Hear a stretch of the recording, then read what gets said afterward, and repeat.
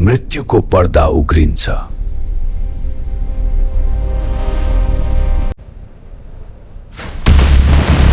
हत्याको घाउ बोकेर के पुनर्जन्म सम्भव छ? Hey everyone, welcome back to the channel. I've got something super exciting to show you. Stay tuned, you won't want to miss this. Let's start this interesting story of reincarnation of Titu. Agra सहर नजिकका कुहिरोले ढाकिएका गाउँहरूमा जहाँ ताजमहलले सधैँको प्रेमको कथा फुसफुसाउँछ, त्यहाँ एउटा अझ रहस्यमय कथा खुल्यो। हत्या, सम्झना र आत्माको अटुट धागोको कथा। यो टिटु सिंह तोरणको कथा हो, जसले मृत्युलाई चुनौती दिई न्याय खोज्न फर्कियो। डिसेम्बर 11, 1983 मा बाद गाउँमा जन्मिएका टिटु अन्य बच्चाहरू जस्तै संसारमा आए।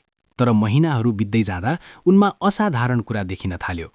मात्र 18 महिनाको उमेरमा, जुन उमेरमा बच्चाहरू सामान्य बोल्छन्, टिटुले हजुरबालाई अस्वाभाविक बुद्धिमत्ता भएका आँखाले हेरेर भने, "हजुरबा, मेरी श्रीमती र छोराछोरीको हेरचाह गर्नुहोस्। म यहाँको होइन, मलाई अग्रामा जानुपर्छ।" परिवारले पहिले हाँसे, बच्चाको कल्पना ठाने, तर टिटुले निरन्तरता दिए।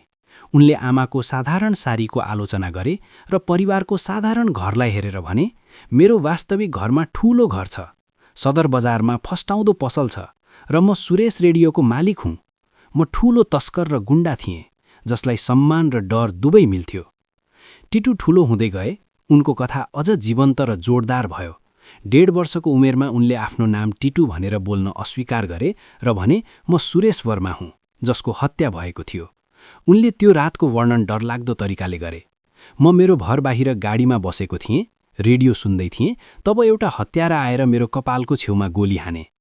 उनले आफ्नै टाउकोमा औँला राखेर देखाउँथे, जहाँ एउटा विचित्र जन्मचिह्न, सानो गोलाकार गड्डा, अर्को जीवनको घाउ जस्तो देखिन्थ्यो। परिवार चिन्तित भयो। यो नाटक थिएन। टिटुको रिस वयस्क जस्तै थियो र उनले बच्चाले जान्न नसक्ने सिप देखाउँथे, गाडीको टेपडेक चलाउने, ड्राइभ गर्ने प्रयास गर्ने, जस्तो कि पुरानो जीवनको मांसपेशीको स्मृति उनको सानो हातमा थियो। गाउँमा यो कुरा फैलियो। अप्रिल 1987 मा टिटुको बाबु आगरा व्यापारका लागि जाँदा बच्चा हिस्टेरिकल भए, 7 जना मागे।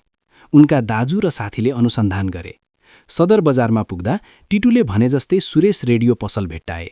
त्यहाँ उमा वर्मा, सुरेश वर्माकी विधवा भेटिन्, जसको पति अगस्त 28, 1983 मा गोली हानेर मारिएका थिए, टिटु जन्मिनुभन्दा केही महिना अघि।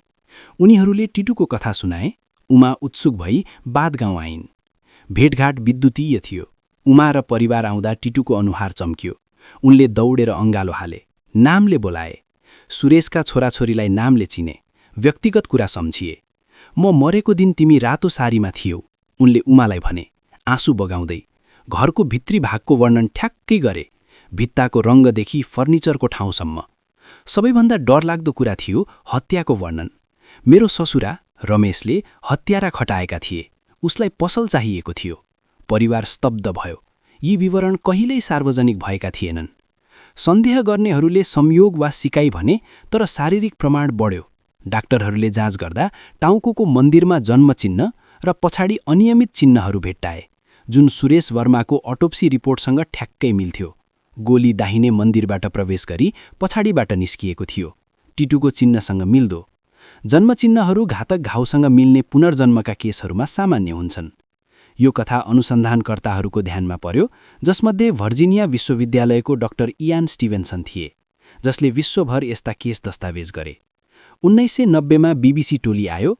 40 मिनट्स कार्यक्रममा टिटुलाई फिल्मायो। उनले सुरेशको पसल र घरमा गएर रेडियो उपकरण सहजै चलाए, लुकेका ठाउँहरू चिने जहाँ सुरेशले तस्करीका सामान राख्थे। यो केस आगरा उता अदालतमा पुग्यो। टिटुको बयानले हत्याको अनुसन्धान पुनः खुल्यो। सुरुमा प्रमाण अभावमा हत्यारा छुटेका थिए, तर टिटुको ठ्याक्कै सम्झनाले हत्यारा र कारणसहित नयाँ जाँच भयो। न्याय आत्मासँगै फर्कियो जस्तो लाग्यो। वर्ष बित्दै टिटुको सम्झना मेटिँदै गयो, तर प्रभाव रह्यो। अहिले 40 को उमेरमा टिटु सिंह तोरणले जीवन परिवर्तन गरे। पुरानो हिंसाको पीडाले उनलाई शान्तिको खोजी गरायो। योगबाट डक्टरेट हासिल गरे। अहिले उनी बनारस हिन्दू विश्वविद्यालयमा सहायक प्राध्यापक भएका छन्। अरूलाई शरीर र आत्माको उपचार सिकाउँछन्। सालैको पोडकास्ट अन्तर्वार्तामा उनले भने, "अहिले सबै सम्झना छैन, तर मलाई थाहा छ, म फर्किएको थिएँ एउटा कारण गल्ती सुधार्न र समापन पाउन। टिटुको कथा जीवन र मृत्युको बुझाइलाई चुनौती दिन्छ। के यो पुनर्जन्मको प्रमाण हो वा मानव मनको गहिरो रहस्य? ताजमहलको छायामा जहाँ प्रेमले समयलाई जित्छ, सायद आत्मा पनि जित्छ। एउटा कुरा निश्चित छ, टिटु सिंह तोरणले 2 जीवन बाँचे र त्यसैले जीवन र मृत्युको पर्दालाई जोडे।